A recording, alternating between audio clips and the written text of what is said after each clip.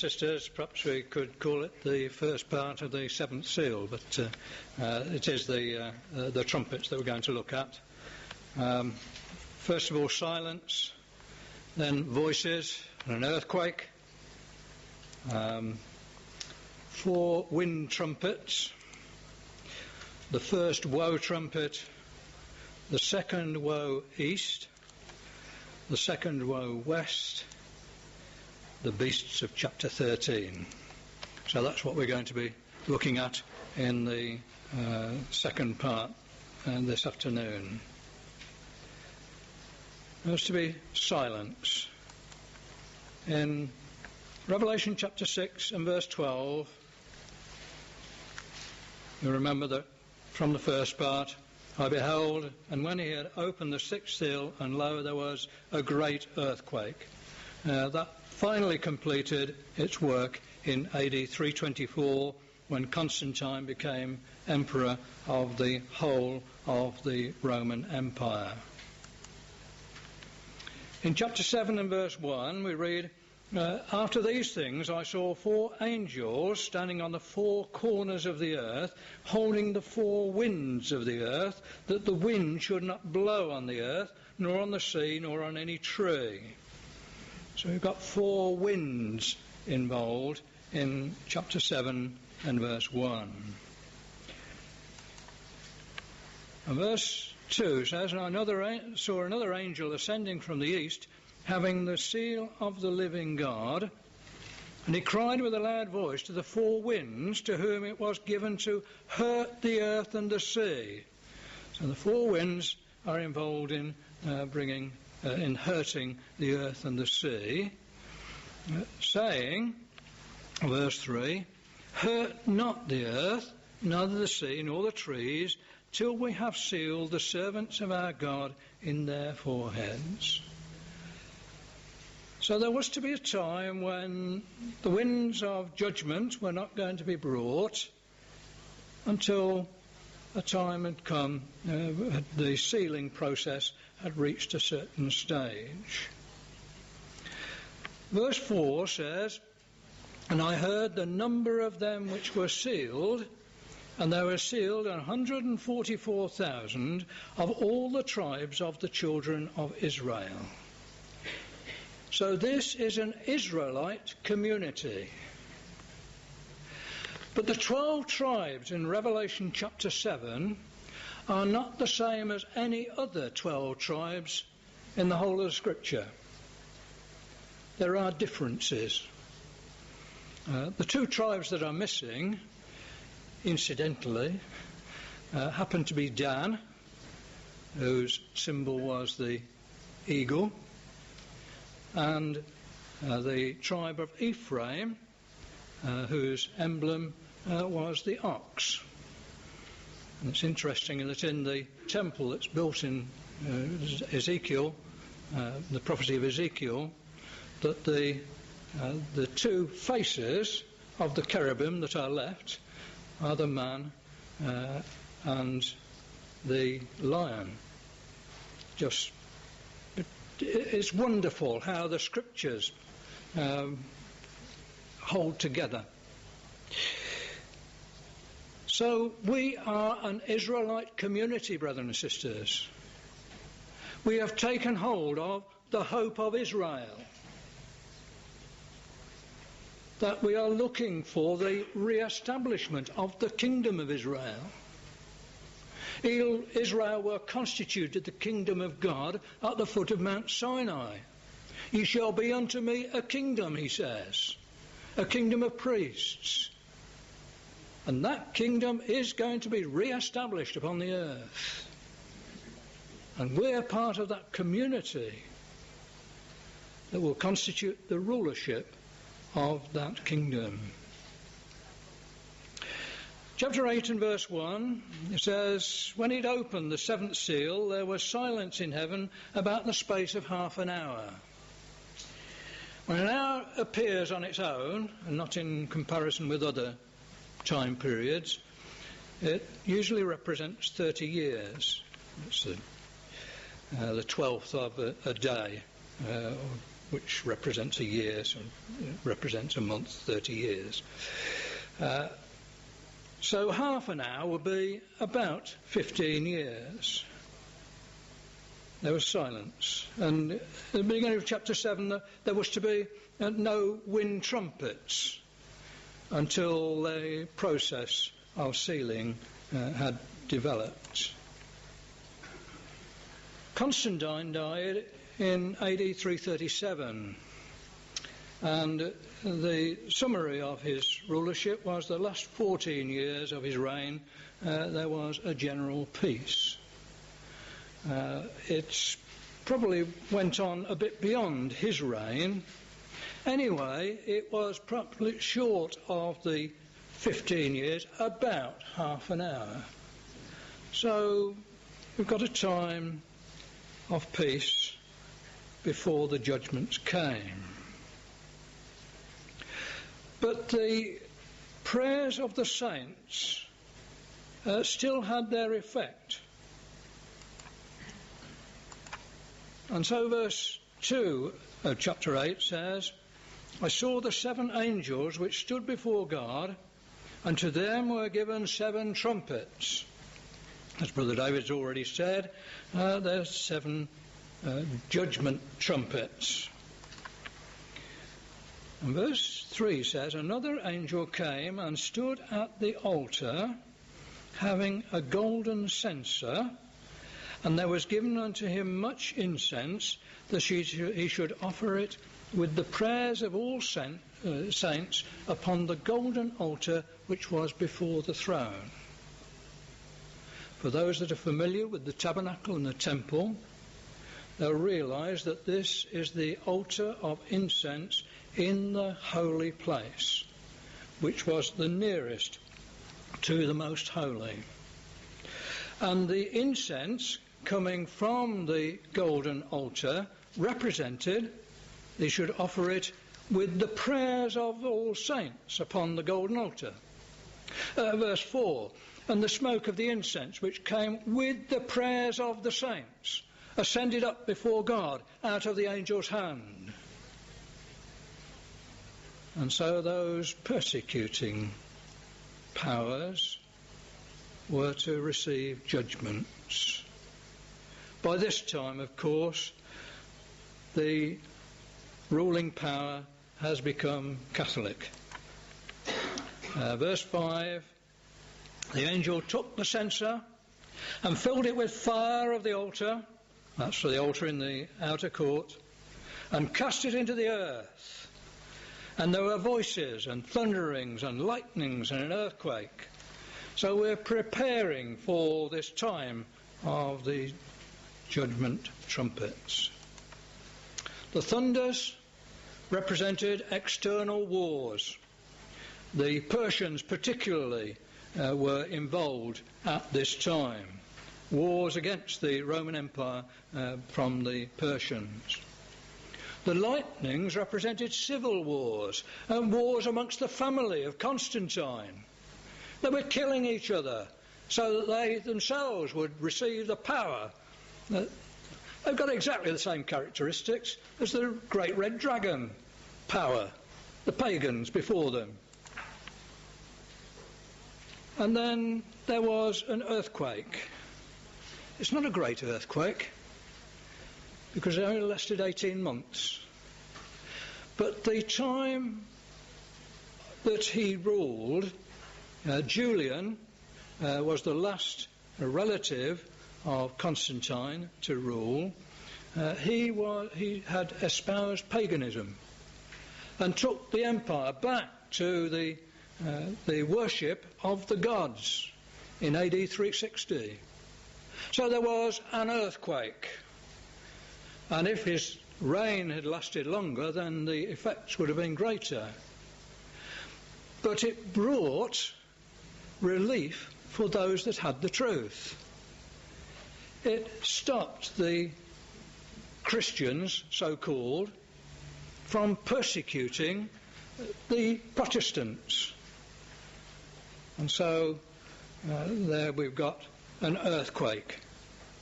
All part of the preparation for the sounding of the first trumpet. And so, you've got 4 winds that we've already seen in the first one of chapter 7. And so we call the first 4 trumpets the 4 wind trumpets. And we can see how that fits in with what we've got in Revelation. I'm not going to go into great detail. Verse 7, the first angel sounded, there followed hail and fire mingled with blood and were cast upon the earth. The third part of the trees were burnt up and all green grass was burnt up. This was Alaric and the Visigoths, the Western Goths. They came against the area of Italy, particularly, and then eventually ended up over in Spain. So that was the first angel trumpet. Verses 8 and 9, the second angel sounded, as it were, a great mountain burning with fire was cast into the sea, and the third part of the sea became blood, and the third part of the creatures which were in the sea and had life died, and the third part of the ships were destroyed. And the Vandals came from right up north and came down and across through Spain into North Africa. They took Carthage, which was their base, from which they acted like Vandals. We know what Vandals are like, don't we? Well, they took their ships over all the western part of the Mediterranean, and they'd land, pillage, take whatever they could, and off they'd go again. They were Vandals. And it was on the sea. And that as we go through the trumpets, I haven't got time to develop this, but you've got a very strong parallel between the trumpets and the vials, which is the next stage. And the second vial has to do with the sea, as you will probably see at a later study. So you've got Genseric and the Vandals as the second trumpet. Verses 10 and 11. The third angel sounded. There fell a great star from heaven, burning as it were a lamp, and it fell upon the third part of the rivers, upon the fountains of waters. And the name of the star is called Wormwood, and the third part of the waters became wormwood, and many men died of the waters because they were made bitter. The rivers and fountains of waters. I had a holiday in Switzerland many years ago now. But the Alps are the centre. You have there the source of the Rhine, the Danube, the Rhone and the Po, the 4 great rivers of Europe. The Alps were the centre of the great rivers and fountains of waters. And it was against the Alps that the Attila and the Huns came. And again, Attila, it was him, incidentally, that caused the foundation of Venice, because he went along the Po and the people escaped to the bits of islands around the mouth of the Po and established the city of Venice. So we've got Attila and the Huns as the third trumpet. And then verse 12. And the fourth angel sounded, and the third part of the sun was smitten, and the third part of the moon, and the third part of the stars. So as the third part of them was darkened, and the day shone not for a third part of it, and the night likewise. How do you get the third of the day? It just can't happen literally, can it? Here is a representation of the heavenly bodies of a third of the Roman Empire being overcome, as we've already seen. The pagan heavenly bodies were cast out. Well, the emperor in the east lost his jurisdiction over Rome and the western part of the Roman Empire, the third of the Roman Empire. Theodoric and the Ostrogoths, various other names involved with him, he established the Gothic kingdom in Rome. and for the first time there was a non-Roman ruler in Rome. Here was a change for the Roman Empire. And in fact, this is the seventh head that is spoken of. The sixth head, as it were, wounded to death, and the Gothic kingdom was the seventh head, which will last a short period. We'll come back to that as we continue. Here's a map. You can see the various colours. The green is the movement of Alaric and the Goths, going down into Italy and then ending up over in Spain. You've got the orange, which is the Vandals, coming down through Spain and into North Africa and spreading all over the western Mediterranean. You've got Attila and the Huns, the blue, going on to the area of the Alps. And I mean, it is a historical map of what happened, how these tribes came across. And it's just how it was prophesied in the book of Revelation, brothers and sisters. These things are wonderful. The more you know of the detail of the fulfillment, it may be difficult to absorb them, but you know that what God has promised, he will perform. And then you've got the brown that comes and establishes itself and finishes up in Rome. So the first 4 wind trumpets were sent against the western part of the Roman Empire.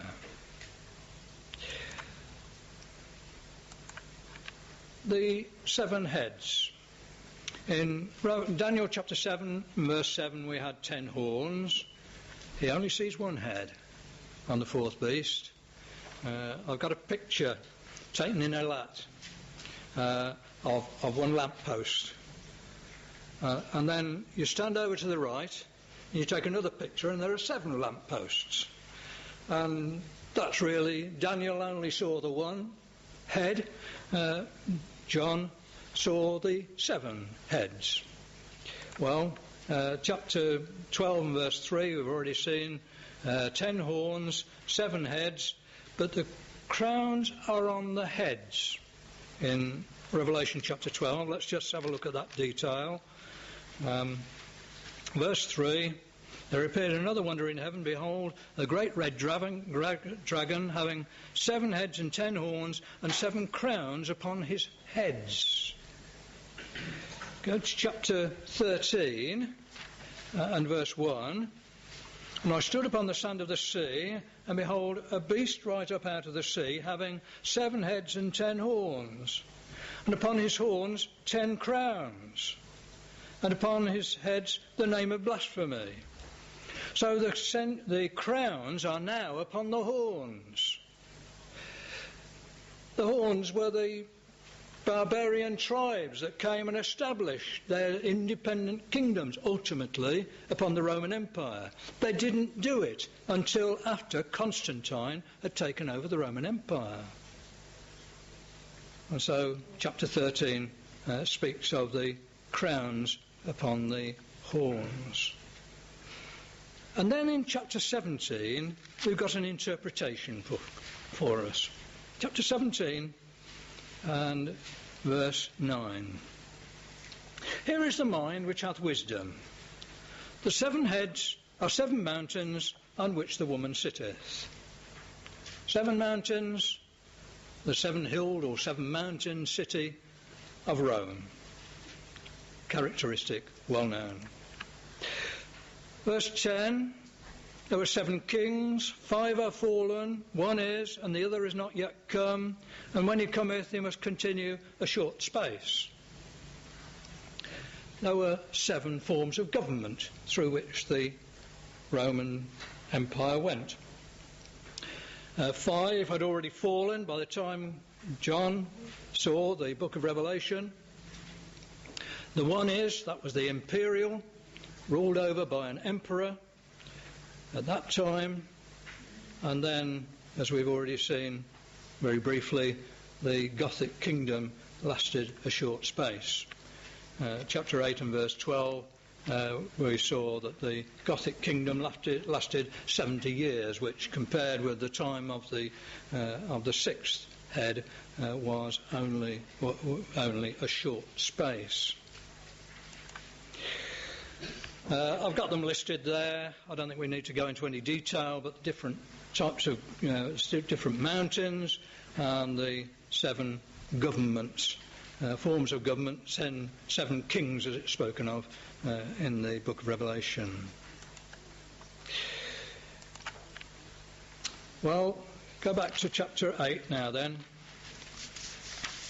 And we have, I beheld and heard an angel flying through the midst of heaven, saying with a loud voice, Woe, woe, woe to the inhabitants of the earth by reason of the other voices of the trumpet of the 3 angels which are yet to sound. We've had 4 wind trumpets. Now we've got 3 woes, and we call them 3 woe trumpets. Fairly logical. So, the first woe trumpet, or the 5th trumpet. Verse 1 of chapter 9. The 5th angel sounded, and I saw a star fall from heaven unto the earth, and to him was given the key of the bottomless pit. Now we've got a bit of a problem with the translation, in that the word that is translated bottomless here is sometimes translated bottomless pit.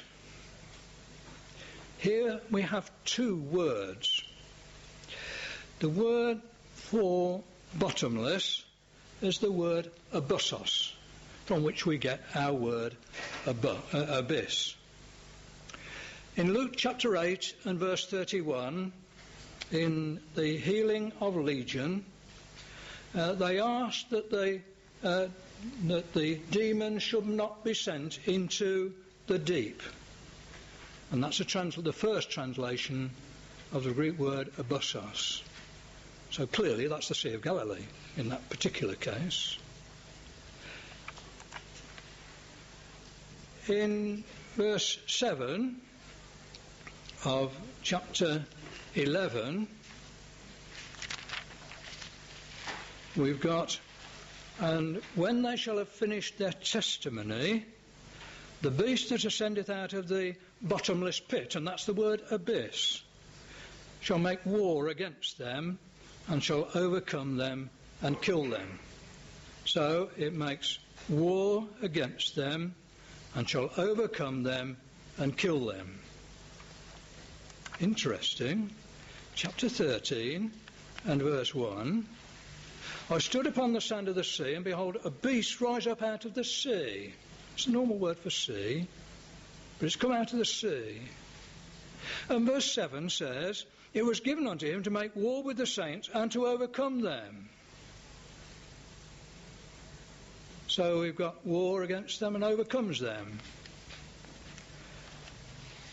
And Brother Thomas, from the use of the word abyss for them in chapter 11 and verse 7, he wonders, normally it's the word for sea, but you've got this abyss, it's unfathomed, it's not that it is bottomless, you just don't know how deep it is. But he says, why is that used? The sea is the sea of nations. But what would be the abyss be? Well, as far as the Romans were concerned, those nations up in northern Europe, which were barbarians to them, were unknown. They didn't know how many there were. They didn't know anything about it. He suggests that this beast of Revelation 13 came from these northern European nations that eventually established themselves as the horns of chapter 13 and verse 1. Now, back to chapter 9 and verse 1 then. This isn't just the bottomless, just the sea or the unfathomed, but there's a pit associated with it. In Luke chapter 14 and verse 5, the Greek word phria, translated pit, is translated pit. If you've got an animal falling into a pit, well, you get it out on the Sabbath day, and that's the word phria. In John chapter 4 verses 11 and 12, the Samaritan woman, she talks about the well is deep, and the word that's used for that is phria. So you've got something deep associated with the sea. Well, we have a wonderful physical aspect associated with the Mediterranean Sea, close to it. It's not only a pit as far as the Mediterranean is concerned, it is the lowest point on earth. And that is the Dead Sea, the pit of the abyss. Appropriate language for this symbolic statement here.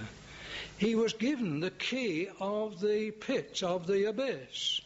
And verse 2 of chapter 9 says that he opened the pit of the abyss, and there arose smoke out of the pit, as the smoke of a great furnace, and the sun and the air were darkened by reason of the smoke of the pit. And it says in verse 3 that there came out of the smoke locusts upon the earth, and to them was given power, as the scorpions of the earth have power. And the fulfillment of this was the development of Islam by Muhammad and his followers. Eventually, they were worshippers of the gods all over the Arabian Peninsula, but he brought them all together to the belief of the one God. And when they got them together as the belief of the one God, then they set forward to convert the Roman Empire. Because they regard them as idolaters, because they didn't worship one God but three. How wonderful, brethren and sisters. This apostate system was being dealt with by people that believed in one God. Verse 4, it was commanded them that they should not hurt the grass of the earth, neither any green thing, neither any tree, but only those men which have not the seal of God in their foreheads. And one of their watchwords was, cleave the skulls of the men with the shaven crowns.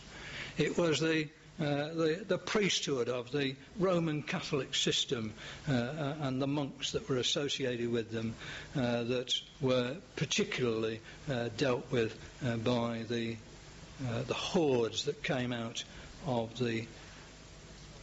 across the pit of the abyss out of Saudi Arabia. They eventually settled across northern Africa. They got over to the Middle East, up to Baghdad, and so on. Verse 5 says, to them it was given that they should not kill them, but they should be tormented 5 months. And their torment was as the torment of a scorpion when he striketh a man.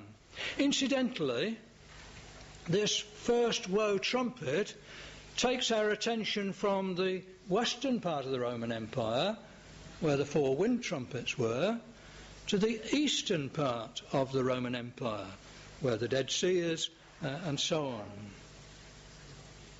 And verse 5 says that they shall be tormented 5 months. 5 months in prophetic time is 150 days, and represents 150 years. Verse 10 says, they had tails like unto scorpions, and there were stings in their tails, and their power was to hurt men 5 months. They're locusts. When you get a plague of locusts, it doesn't last all year. It comes for about 5 months. It's a wonderful symbol. And they weren't able to kill the system. The emperor was still there in Constantinople. They just took a lot of his adherents away, but they weren't killed. And so you've got two periods of 150 years, which make a total of 300 years. And from the invasion, which started in 632, the Arabs, the Saracens, they lasted for 300 years. They're spoken of in verse 11. They had a king over them, which is the angel of the bottomless pit, the angel of the abyss, in fact, in this case, whose name in the Hebrew tongue is Abaddon, but in the Greek tongue hath his name Apollyon. The use of Hebrew directs our mind to the east, where Hebrew was spoken and now is spoken. The period of the Saracen invasions and domination lasted for 300 years, from AD 632 to AD 932. This really is wonderful when you start to see how these symbols, so appropriate, were so precisely fulfilled. So much then for the first woe trumpet. A trumpet of judgment on these apostate Christians who were ruling in the Roman Empire. And there's a map of the Arabian Peninsula. He got all of that together and joined them and invaded the Roman Empire. Alongside of this, we have what I'm going to call the beasts of chapter 13, because I want to show how the beasts of chapter 13 fit in with these things that we're looking at in the time of the trumpets. So, chapter 13 and verse 1, I stood upon the sand of the sea, and saw a beast rise up out of the sea, having 7 heads and 10 horns, and upon his horns 10 crowns. So you've got 10 independent kingdoms that establish themselves on the western part of the Roman Empire. They acknowledged the leadership of the emperor in Constantinople. It was let's just have a look at what it says in verse 2. The beast which I saw was like to a leopard. His feet were like as the feet of a bear. His mouth as the mouth of a lion. And the dragon gave him his power and his throne, the word is thronos, and great authority. So you've got a beast system with these 10 kingdoms joined together, but it's got the characteristics of a leopard, a bear, a lion, and a dragon, the 4 beasts of Daniel chapter 7. So we are being told that this is a phase of the kingdom of man. The kingdom of man started with Nimrod back in Genesis chapter 10. The kingdom of man has continued into its flowering under the Babylonians, and then the Persians, and then the Greeks, and then the Romans. We're looking at a phase of the kingdom of man. And when we're looking at the Roman power, we're looking at different phases of the Roman power. So different characteristics are being used for these different phases of that same power. It's still the Roman power. In verse 3 we read, I saw one of his heads as it were wounded to death, and his deadly wound was healed, and all the world wondered after the beast. Well, the one of the heads that was wounded to death was the imperial power in Western Europe, with the formation of the Gothic kingdom. And then that deadly wound was healed. Eventually the emperor from the east took over, again brought to an end this Gothic kingdom. And so, as it were, that wounded head was healed. Verse 11 says, I beheld another beast coming up out of the earth. And it had 2 horns like a lamb, and it spake as a dragon. It comes up out of the earth. There's a contrast with the sea in verse 1 of chapter 13. And a power came up in the earth, the area of Germany and France. In Daniel chapter 7 and verse 8, we have the rise of a little horn with eyes and a mouth, and before it 3 horns were plucked up. Now that is a symbol of the development of the Holy Roman Empire. The Holy Roman Empire was ruled by the emperor in Europe. It started off in what we now call as Aachen.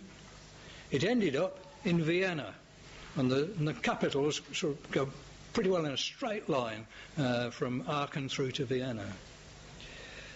That was once the emperor was the secular power, but the other horn was the religious power, which was the Pope in Rome. It spake like, he had 2 horns like a lamb, and spake as a dragon. So the lamb is the ecclesiastical side, the Pope in Rome, and the emperor in Europe. And the horn of Daniel chapter 7, the horn is the emperor, and the eyes and mouth in that horn is the papacy. They join together. So we've got a representation of the Holy Roman Empire being developed, and here it is. Now, that Holy Roman Emperor, he wanted to, verse 12, he exerciseth all the power of the first beast before him, and causeth the earth and them which worship therein to worship the first beast whose deadly wound was healed. That's interesting. He exercised all the power of the first beast. Well, that's verse 1. So he's got the power, the same power as the nations of Western Europe. And he causeth the earth and them that dwell therein to worship the first beast whose deadly wound was healed. So we've got the head whose wound was healed being spoken of a beast whose deadly wound was healed. And that's taken on in chapter 17 and verse 11 when it talks about verse 11. I've puzzled over this for a long time. It was only when I was preparing this that I saw the significance of that word beast in verse 12 of chapter 13. Verse 11 says, and the beast that was and is not, even he is the 8th, and is of the 7, and goeth into perdition. It's this resurrected horn that eventually became the Holy Roman Empire. A power in Central Europe which is going to dominate and is beginning to dominate before our eyes in Europe at the present time. It's the German power ruling in Europe that is going to stand up against the Lord Jesus Christ. Well, verse 14. He deceiveth them that dwell on the earth by the means of the miracles which he had power to do in the sight of the beast, saying to them that dwell on the earth that they should make an image to the beast, which had the wound by a sword, and did live. because the beast was imperial. So we've got an image to the beast, an image, an imperial image, a little empire all of his own. And it's one of the horns that was plucked up in the development of the Holy Roman Empire was the Lombards in northern Italy.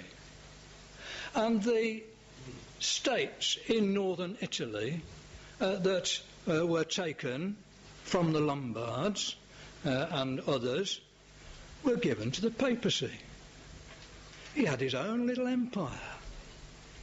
He ruled, and you go to Rome and you get all sorts of things that are called that are done by so and so PM, the so and so PM, so and so PM. It doesn't mean Prime Minister.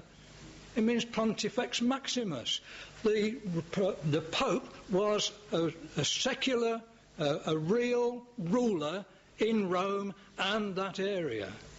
He had his own little empire, an image of the beast. What's the characteristic of this image? Well, verse 16, he causeth all, both small and great, rich and poor, free and bond, to receive a mark in their right hand or in their foreheads. When they're christened, when they're ordained as priests, the mark is the mark of the cross, which was put on the foreheads of children when they're christened, which was in the hand of the priest when he's ordained, a mark in their right hand or in their foreheads. The mark of the beast is the mark of the cross. And verse 18 says, here is wisdom, let him that hath understanding count the number of the beast, for it's the number of a man. His number is 666. What does this talk about? The number 666. Brother Thomas says the names of many modern powers are the names of the languages of their executives and dominant races, as the French power, the Spanish power, the Greek power, the English power, as in the case before us, the Latin power. Their several languages are characteristic of each. No wonder then that the Latin, the tongue in which the image speaks, and preeminently the tongue in which the image speaks, should be selected by the Eternal Spirit as the basis of its name. And I know when I was at school, they still learned Latin, but the Roman Catholics were told to learn Latin because that's the language that they use. It should be selected by the Eternal Spirit as the basis of its name. And this sort of cipher was common among the nations in earlier times. We don't do it so much nowadays. But the Greek letters had numerical values. But in conclusion, does Latinos, which is the Greek word for Latin, solve the enigma? I don't know the Greek, or 666. Let us see. And we have the name of the power, Latinos. The Greek letters, numerical value of the letters, adding up to 666, which is the number of the name. That is the characteristic of this image of the beast. It speaks Latin and is represented by the number 666. Oh, brothers and sisters, this is marvellous. Let us see what the Spirit is telling us. Yes, you can make other things and you can play around with numbers and do all sorts of things. But here is what is represented, I believe, here. And I think, it wasn't Brother Thomas's idea originally. It was others long before him that took this word Latinos, or the Latin kingdom, is another one that adds up to 666, but I think this is probably the easiest. It represents the language of the power, just as French, German, English, England, and so on. All right then, we've seen the second woe trumpet, or at least we've seen the first woe trumpet. Let's go back to chapter 9 and verse 14. Because this development in chapter 13 is going on in the background behind these things that are happening as represented in chapters 9 or 8, 9 and 11 and so on. But verse 14 says, verse 14, saying to the sixth angel which had the trumpet, loose the 4 angels which are bound in the great river Euphrates. Or verse 12 says, 1 woe is past, behold there come 2 woes more hereafter. And so we've got the 6th angel, which is the second woe. Loose the 4 angels which are bound in the great river Euphrates. We're looking again at the east. The Euphrates is in the east. It rises in Turkey and goes through various countries out into the Gulf, the Persian Gulf, as sometimes we call it. Whatever, it has various names depending on what nationality you are and what political point you want to make. But it goes out into from the area of Turkey. It's loose the 4 angels which are bound not in but by the great river Euphrates. So you've got 4 angels that are held back by the river Euphrates.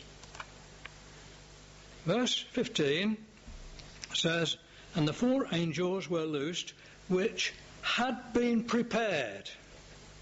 They'd already been prepared before the start of this period that is now being spoken of, which were prepared for an hour, a day, a month and a year, for to slay the 3rd part of men. An hour, in this case, is 30 days. A day is a year. A month is 30 years.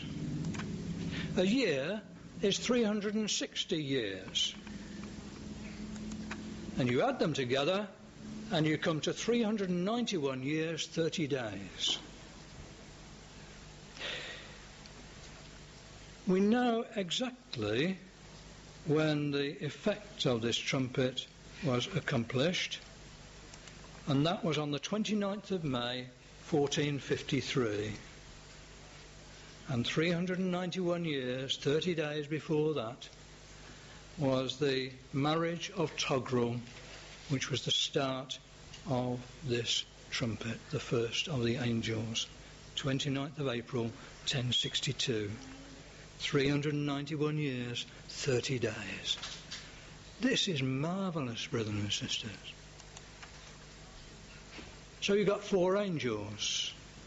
You've got the Seljuk Turks that come in 1062, the Tartars that come in 1272, the Moguls that come in 1402, and the Ottoman Turks in 1422.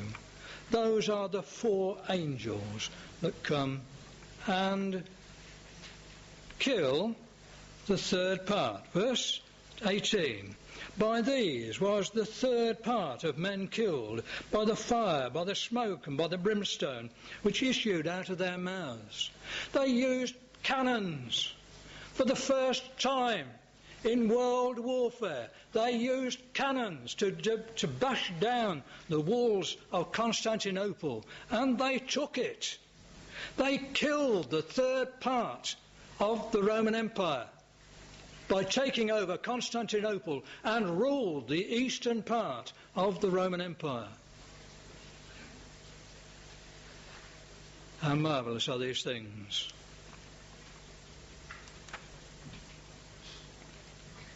So much then for the eastern part. Just let's have a look at what happened in verse 20.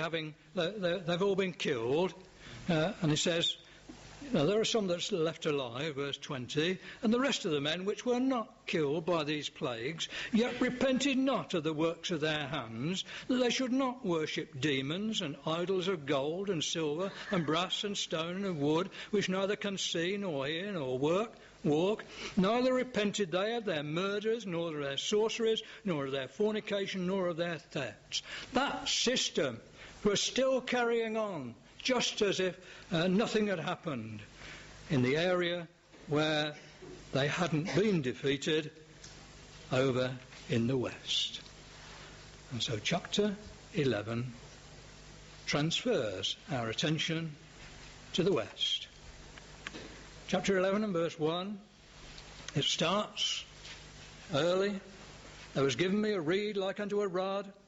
The angel stood, saying, Rise and measure the temple of God and the altar and them that worship therein.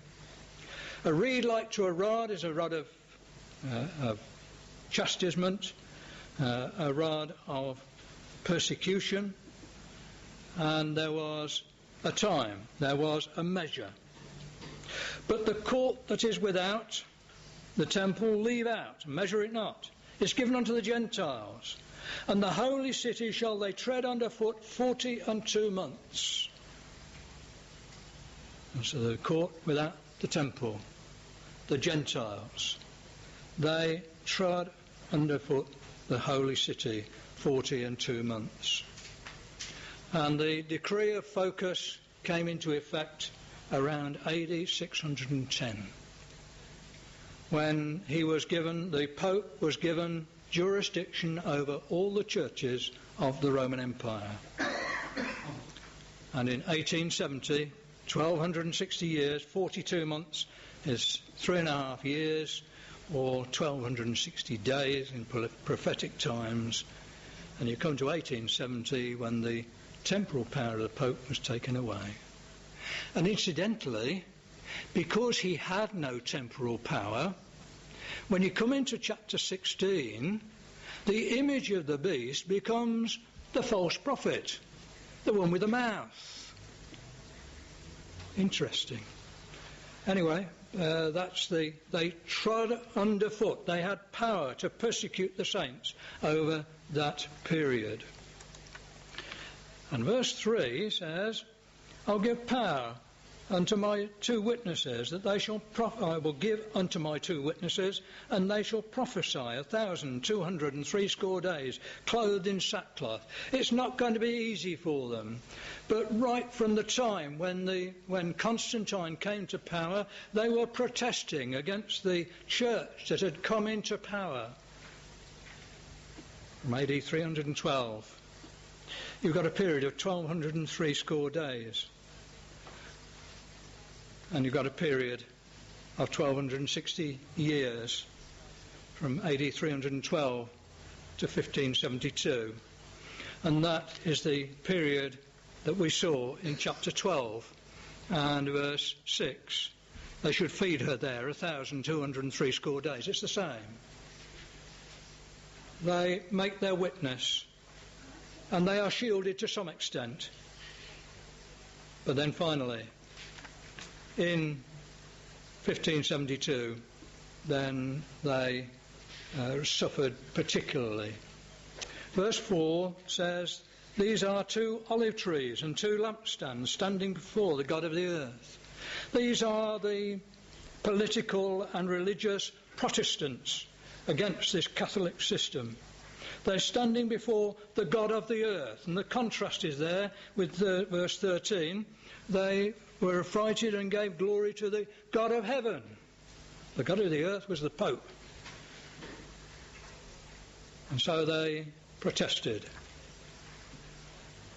But then in verse 7, when they shall have finished their testimony, verse 7, the beast that ascendeth out of the bottomless pit shall make war against them, and shall overcome them and kill them. There was a massacre of St. Bartholomew's Day in August 1572, which started in Paris and covered most of France. Then there was war against them, and then there was a sympathetic king in France that made the Edict of Nantes. His centre was over in Nantes in 1598, which gave some relief to the Huguenots, who were the Protestants at that particular time, that they should not be persecuted. But then, finally, the Edict of Nantes was revoked on the October the 22nd, 1685. So that warfare lasted a long time. There was conflict. But finally, they were politically dead in 1685. It's an interesting visit to the Huguenot church in Berlin. There was a tableau of four. There was one was a picture, but one had a representation of the Edict of Nantes. The other has a representation of the revocation of the Edict of Nantes. And then there's a copy of a letter from the King of Prussia to the Huguenots, telling them to come to Prussia. And that became, because they were industrious, they became the source of economic power and prosperity for Germany because of that. Some came to England, and again the weaving and so on that was done in the south part of England particularly. The Huguenots brought with them their industry, and the nations that accepted them prospered because they accepted the fleeing Huguenots, the Protestants, from the persecution. So the witnesses and their death. Verse 8 of chapter 11. Their dead bodies shall lie in the street of the great city, which spiritually is called Sodom and Egypt, where also our Lord was crucified. The street is France. The city is Rome. In AD 212, Caracalla said that the bounds of the city of Rome will be the bounds of the empire. It wasn't really to do good to anybody. It was so that he could tax the whole of the empire and not just the city of Rome. Nevertheless, the city and the empire of Rome were one and the same. So a street of the city where this happened was France. It's spiritually Sodom. Even Israel was called Sodom because of their ways, but that's Rome certainly deserved that description. And Egypt, the symbol of the dragon came from Egypt. Ezekiel 29 and verse 3, the dragon in the waters of the river.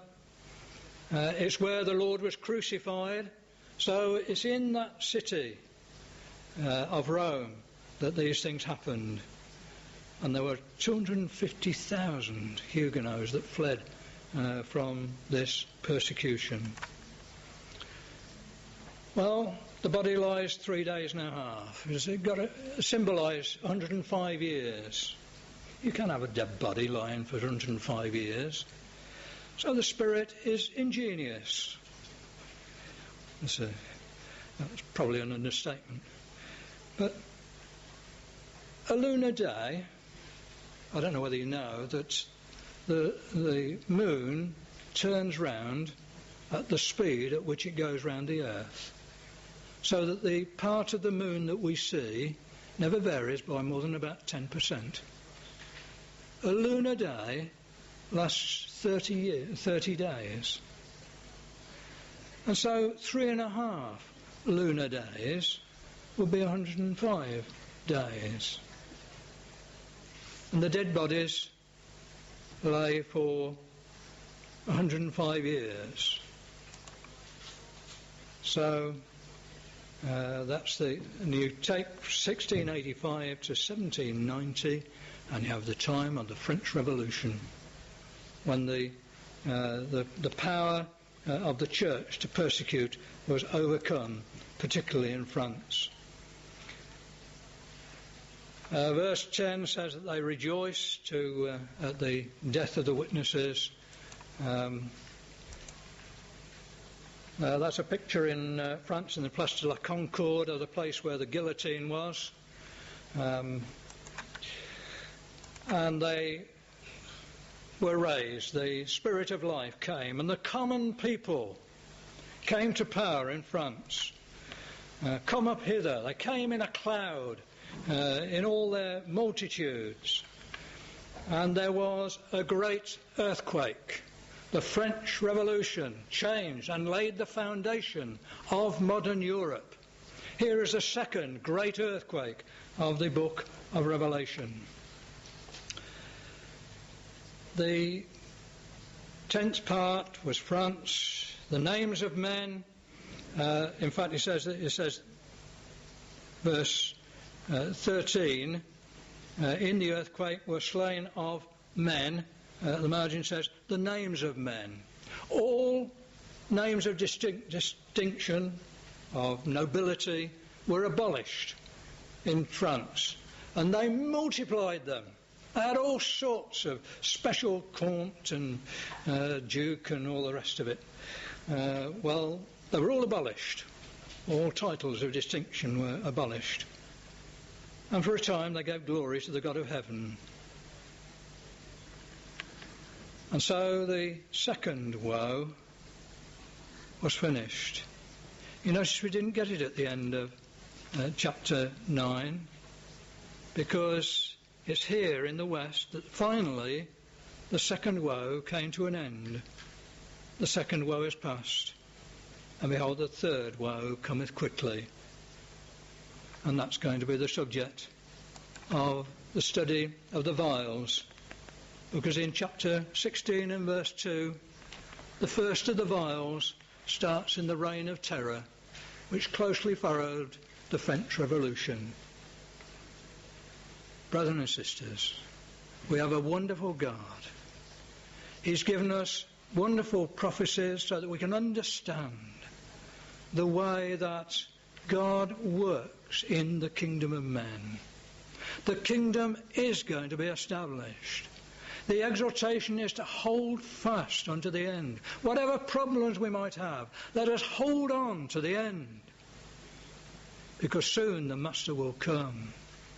And the apocalypse, the revealing, the coming of the Lord Jesus Christ will be here.